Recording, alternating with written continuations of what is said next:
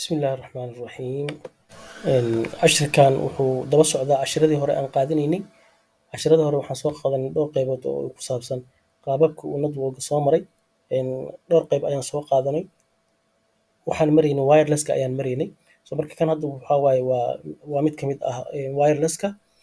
networkan haddii aan isla fiirino maaragtay diagramkan wuxuu isticmaalaa wax la yiraahdo wireless access point ayuu isticmaalaa. oo maaragtay qaybtan waxaa uga xirmi karto fiilooyinka kombiyuutarka ku xiran sida RJ45 ayaa ku xirmaya, gadaal ayay uga soo xirmayaan. Marka access pointiga wuxuu isugu jiraa marka wireless iyo wuxuu isugu jiraa iyo maaragtay switch isku xiran waaye. Marka qaybta dambe wuxuu ka qaadanaya switchki ayuu ka qaadanaya oo maaragtay fiilooyinka switchka ayay uga soo xirmayaan oo kuwan hadda fiilo taagan yihiin oo ka wadaa kan fiilo waaye gadaal ayay uga xirmeen oo ujeedaa. labadan laptopna waxay ugu xiran yihiin macnaha saan wuxuu ka wadaa signal camal waaye oo waxa waaye wireless ahaan ay ugu xiran yihiin oo kuwan fiilo ma isticmaalayo sida mobilka oo kale oo marka internetka ku xirmayso oo kale waxa wireless ahaan ay ugu xirmaysaa. So marka access pointigan ayaa lagu xirmaa. Hadda adiga guriga wuu ku yaalaa oo guryaha hadda inta badan waxaa la isticmaalaa access point ayaa la isticmaalaa oo macnaha ruutihii iyo waxaa isku dhex jira switchkii iyo waxaa isku dhex jira iyo maaragtay wirelesskii ayaa hal meel laga wada dhigay oo hal meel ayaa laga dhigay. So marka qaab wireless ahaanna ugu xirmi kartaa adoo fiilo isticmaalayana waa ugu xirmi kartaa, labada dhinacba waa ugu xirmi kartaa. Marka qaabkaas ayuu rabaa in waxaana la yiraahdaa infrastructure wireless topology ayaa la yiraahdaa. infrastructure wireless topology ayaa la yiraahdaa. So marka labadaas qayb waa loo isticmaala in fiilooyinkii aad gadaal uga xirato oo inta laptopka soo qaadato oo fiilada RJ45 gadaal ka geliso ama kombiyuutar aad soo qaadato gadaal inta ka geliso waa internetka waa isticmaali kartaa. haddaa rabtana maaragtay laptop ama mobile inta soo qaadato ayaa wireless ahaan ugu xirmi kartaa. Marka hadda qaybahan labadan kombiyuutar oo waxay ugu xiran yihiin oo qaab wire ah ay ugu xiran yihiin oo fiilo ay ugu xiran yihiin. labadan laptopna waxay ugu xiran yihiin qaab wireless ahaan ay ugu xiran yihiin. Marka intaasuu rabaa inuu ku caddeeyo in uu jiro maaragtay networkan inuu jiro oo maaragtay waxaana la yiraahdaa infrastructure wireless topology ayaa la yiraahdaa. So marka haddii aan marka sharaxaadda u gudubno oo sharaxaadda aan tagno waa kana wuxuu ku leeyahay infrastructure wireless topology. The infrastructure wireless topology is commonly used to extend wire LAN to include wireless devices.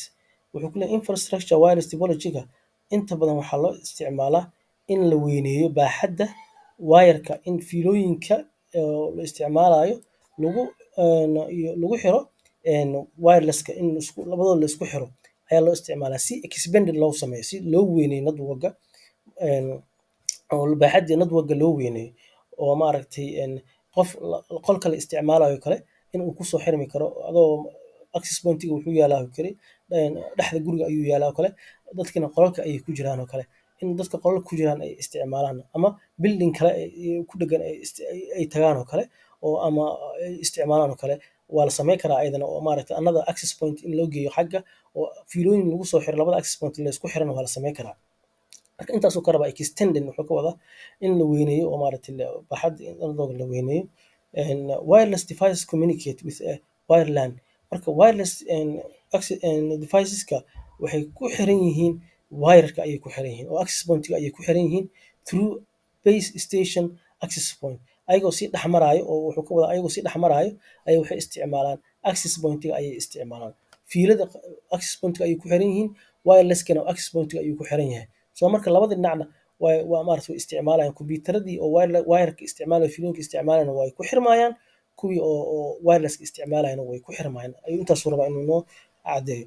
Marka wuxuu ku yiri wireless access point hadda wuxuu ku leeyahay access point forms wuxuu u taagan yahay bridge between wire and wireless and wire LAN ayuu u taagan yahay macnaha waa buundo camal waa isku xiraayo kuwii fiilooyinka iyo wuxuu isku xirayaa iyo kuwa muxuu ahaa wirelesska isticmaalaya ayuu isku xirayaa isku ujeedado wire network client-ka kuwa isticmaalaya isku xirayaa.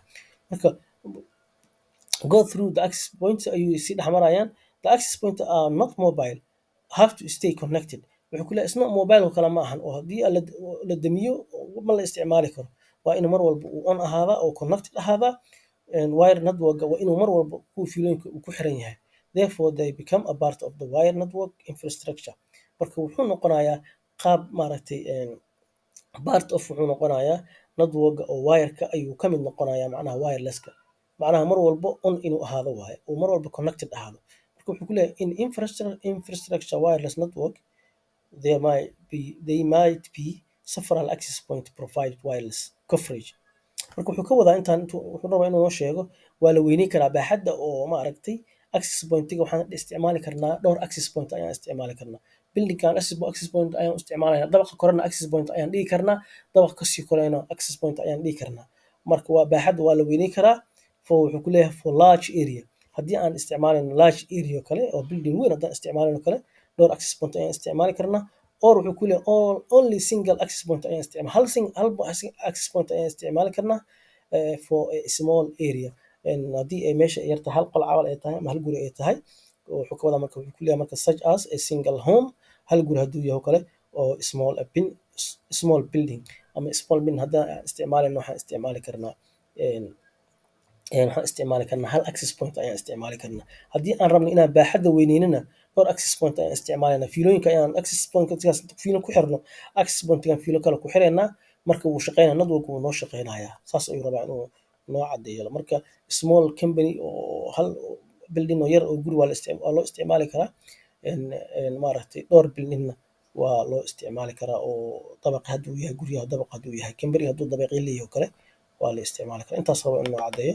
Marka cashirkeena maanta intaas ayaan kusoo koobeynaa.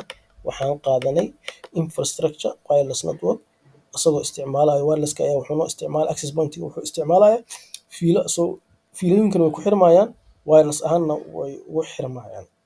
Marka waxaana la yiraahdaa wireless access point networkana waxaa lagu magacaabaa infrastructure wireless ayaa la yiraahdaa topology ayaa la yiraahdaa. Marka cashirkeena intaas ayaan kusoo koobeynaa. Wassalaamu calaykum waraxmatullaahi wabarakaatuh.